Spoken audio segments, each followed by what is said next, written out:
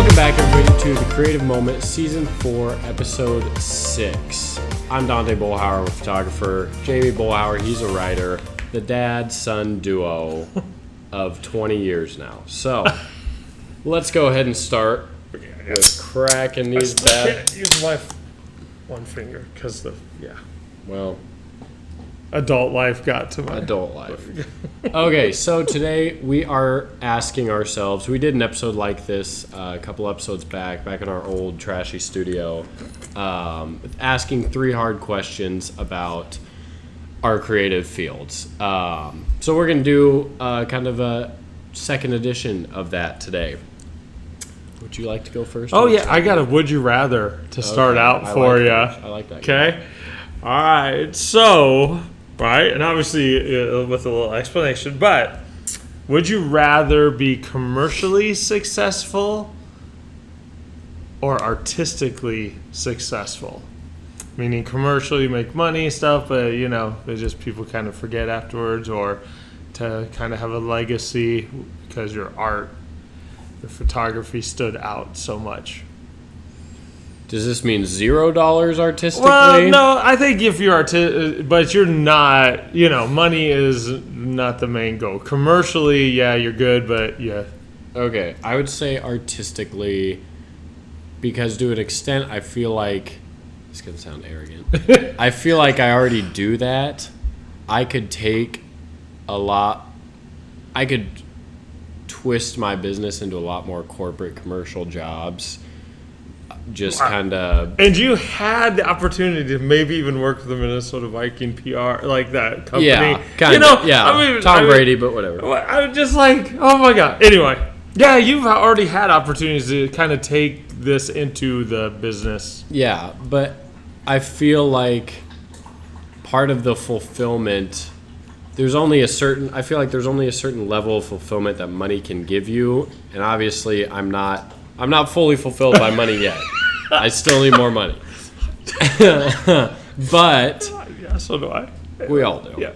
But I feel like if they get too far stretched apart, it just starts to become just not it doesn't fulfill me at all if I make more money but have less of a impact, legacy, that sort of thing. And so when I try to take these jobs, and this kind of touches on something that we talked about in our last episode, I like to know that it impacted the people, the clients that I worked with, and have those relationships and connections with them more so than, it was just a cool hype video. It doesn't really matter who made it as long as it's just this cool commercial hype video type thing. And I want people to look at my work and say, like, Dante made that, instead of just, that's a cool poster, cool photo. It doesn't it just says Getty Images or something, and no one ever really appreciates the artist behind the art type thing. Okay. So I would say artistically. Okay. I imagine you'd probably the same. Now though, I'm running like. You're artistically fulfilled. There's been no money, so that's all been artistic fulfillment. So I'm ready for a little commercial success. Open a can of worms. Okay. My first question is, would you stop writing altogether if you couldn't share it with anybody, like anybody, social media, family, anybody, and why or why not would you stop or continue? Oh, I don't think I could stop. Like poetry especially, but even though technically I wouldn't blog anymore if I couldn't do that, helps me understand the world. It's what gets me through tough times, actually, and even expressing the joyful times, and even the milestone times,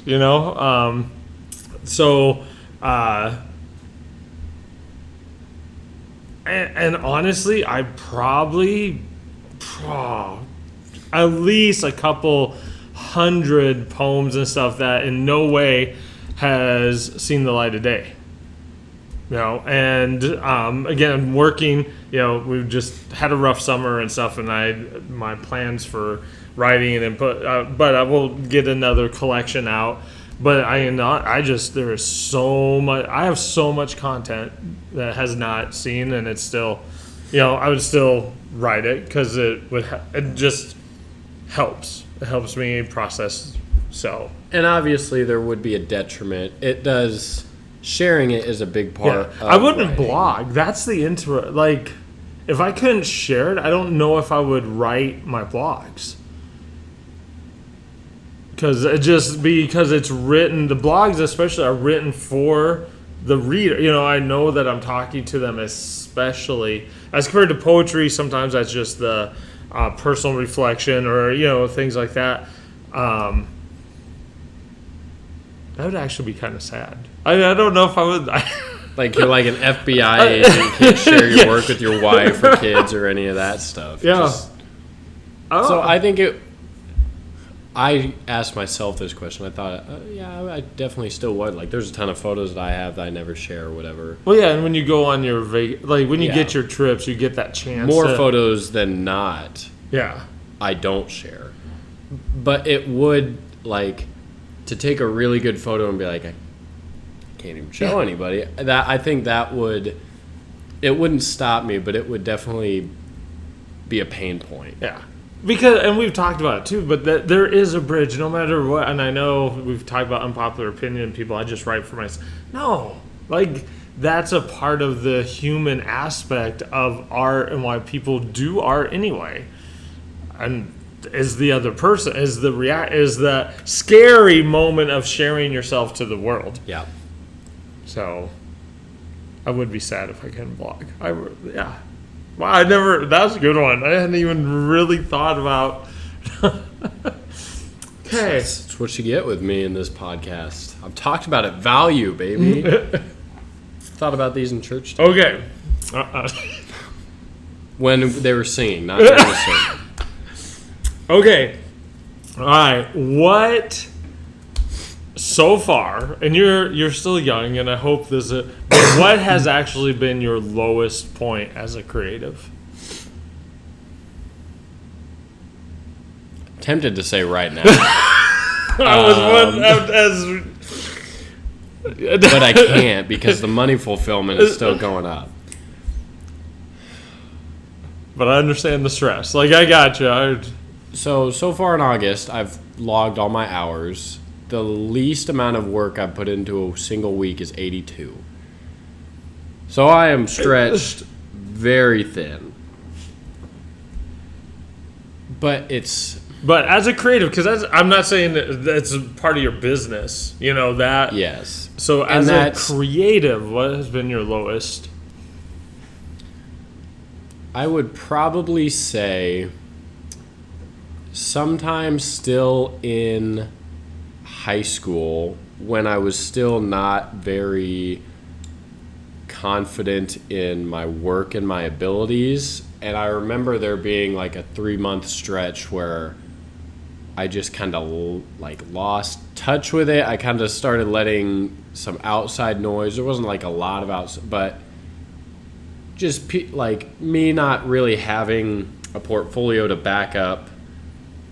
Where kind of if you know what the Dunning-Kruger effect is, you think you're the less you know about a subject, the more you think you're an expert at it, and then it kind of hits a middle and then reverses. I thought I was really good, and I really wasn't. And so when the feedback would come back as, oh, it's all right, it's whatever, and I thought it was super good, I just kind of started to lose touch with enjoying that creativity and enjoying what I was doing. I let what other people thought of my work affect me more than what I wanted to create.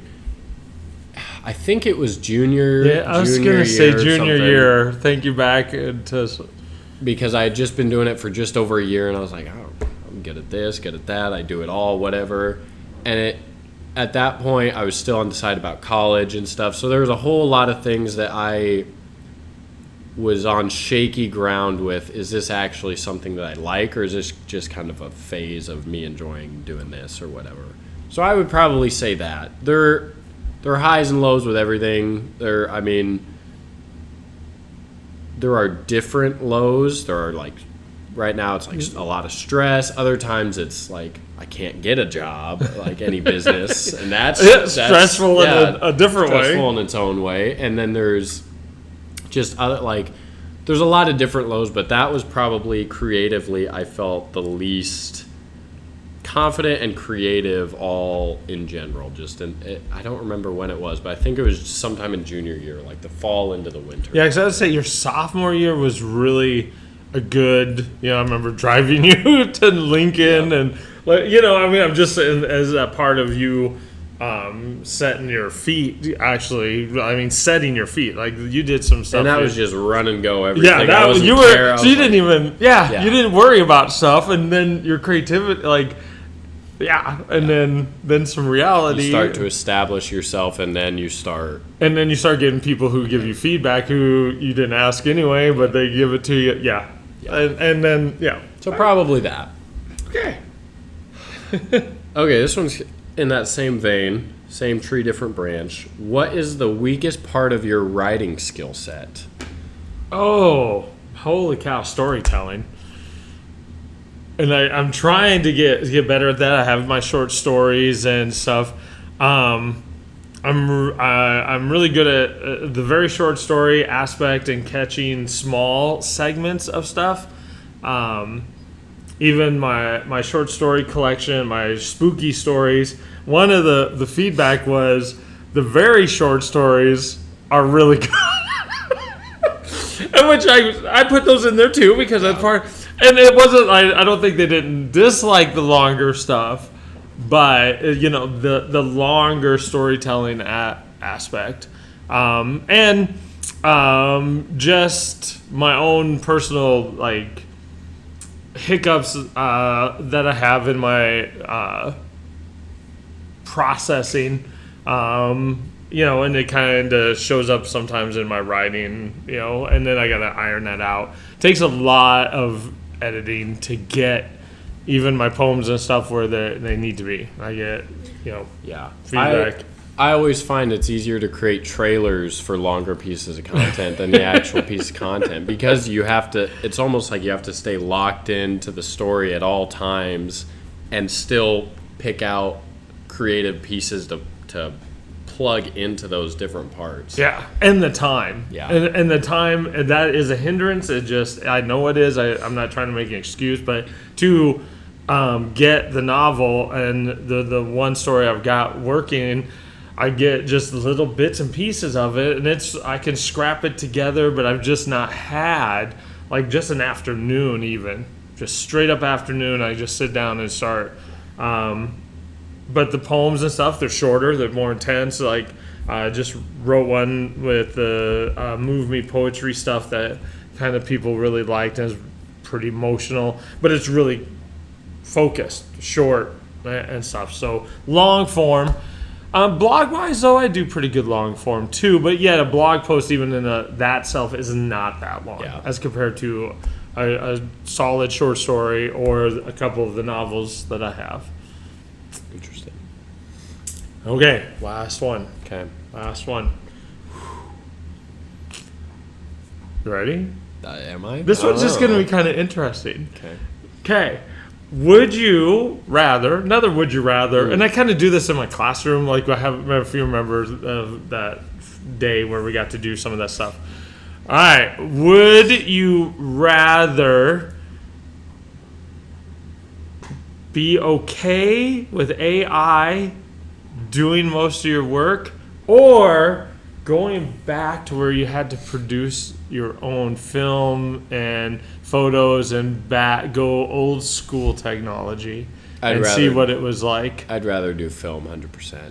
And this is funny because I was kind of thinking about something like this the other day where that video, the Jamie Windsor video, No Ideas Original, and it's talking about how some people think if you Photoshop a sky in, that it's not a real photo anymore. It's a composite, whatever. And I kind of agree with that, but then I get asked to retouch photos all the time, to do this and that. And I'm like, I don't really enjoy doing that. One, because it's tedious, but two, because I'm like, well, this is what I captured. This is who they were at this point. I get you don't want a bunch of zits on your face or whatever for your senior photos, but like this is who you were at the time. And the threshold of I think this is still a real photo versus this is getting more into like a graphic design composite type thing. Okay, that's actually an interesting point. I didn't thought it has changed a little bit for me over the years. I think more towards a harsher stance on it. But then it's like, okay, if people think that photoshopping a sky back when I like in high school that was wrong. Now it's like AI, you can use generative fill to completely like you can take a photo, a super like tight photo of like just someone's face. You can say generative fill, like expand the photo, and it'll expand the photo in the background and all that in seconds. And so I've tried. I don't have. It's like a Photoshop beta thing, so I don't have it yet. But I wanted to do that for a. I had a senior who I didn't realize their collar on their suit was up on one side, not the other. So I'm like, I could just AI this and just have it go back. I had to do it manually, but it's like, okay, when will I start accepting that sort of stuff? Because that's not what the photo was. And so there's a lot of gray areas in that. I don't enjoy, I guess, I would enjoy using AI to maybe, not AI, I still like the creation of the photos. I don't like just typing cool sunset in the mountains and having it show up. Yeah, but I'm learning Blender, which is just 3D stuff. Mm-hmm. And I would like to create some cool photos using that. But I think where I would draw the line is if you say this is like a real photo and it's clearly not, it's like, that. Yeah, you're crossing the line. I've started to use my film camera more now, and I love that because one, you have to actually know what you're doing to take a good photo, and two, it does give you just this is exactly what you were looking at. Yep. And this is the color that it was. This is how it looked. Like you can't up the clarity or the dehaze or the contrast. This is just what you get. And I kind of like that because it's so just raw, and in a society now where everything's just pampered down and fabricated and all this, you don't know what's real and what's not. It's like I can't do anything to that film. I can develop it a little differently, that sort of thing. But which is part of the question too, is the technology. If you would go back to learn a technology that maybe will be gone, like we'll probably still be able to relearn it, but processing in a dark room and creating some effects by that's a whole different technology. Yep. And then back then, people probably said if you leave it in that whatever liquid too long to get it a little more contrasty, that's altering the photo or whatever. Yeah. But I love the film. I'm really enjoying the film aspect where it's just raw. It's what you're looking at. It's just it's way more challenging and fulfilling than just typing in AI stuff. So I would 100% go back to that. Then go. I wouldn't do weddings on film. I would not do that. Yeah. Wow. Yeah. Okay. My last question. Wait a second. Side note. Are you done with weddings yet? No. No. Two more. Okay. And then that's it? Well, maybe. I've already. Okay. At what point, or like what circumstances would there have to be? What would be like not perfect, but the scenario in which you would jump into a full-time writer, whether that's monetarily or like you have more time for you to quit every other job and just jump into being a full-time writer. What does that scenario look like for you? Well, the money part would be part of it, but I'm gonna just leave that alone because that's kind of Yeah, we got that. That's every. That's If everything. you want to be a full-time anything, you have to make money. It would be not just having a book, a novel, poem, a collection of poetry, or any. It would actually, if I was also given the chance to go and do even like a college tour to where I could talk and share and inspire other people to venture out and publish their poems or write or step out and take their notebook filled with words and they've never let anybody read it or something like that. If I could also do kind of my teacher type of thing, but not obviously as in the classroom, and get the chance to spend some time talking about it, teaching about it, inspiring, something like that, I would probably quit my classroom and do that. I would. So let's bring money back into it. If you knew that you could provide a minimum, like for your minimum for the family, still pay the mortgage, pay the bills, whatever,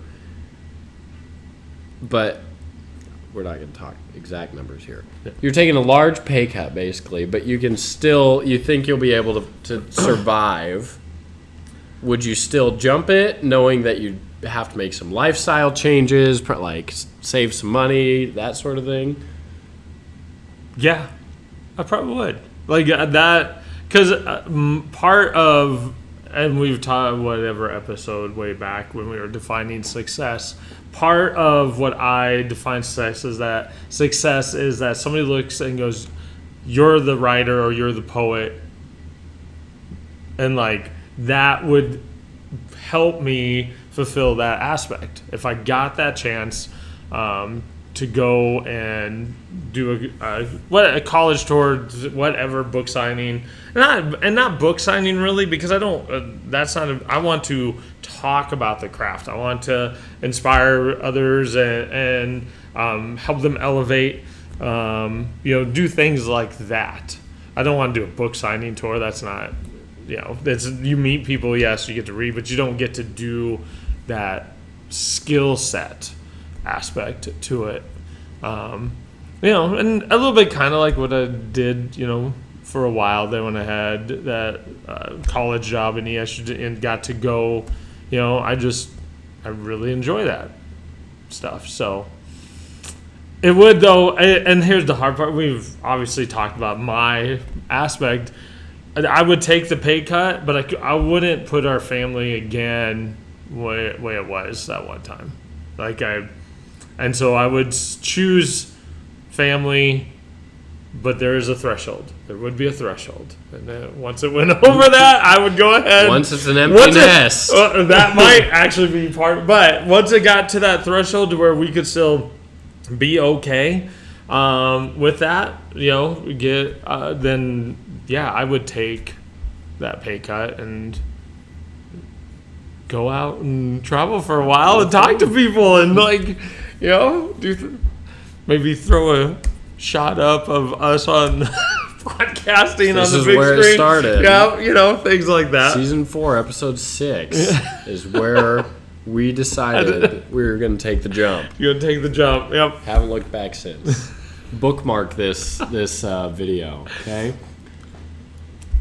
That's interesting. I kind of the 3 hard questions is interesting. Get you thinking. We don't discuss these beforehand, by the way. It's just straight off the cuff reaction to it. So, hope you guys enjoyed our second edition of our 3 hard questions. We're on YouTube, we're on Spotify, Apple Podcasts, everywhere you get it. Subscribe, like the podcast, do all the things. Follow us on social media. Discuss with us, engage, do that whole thing. This was The Creative Moment, Season 4, Episode 6, and we will see you guys in a couple weeks.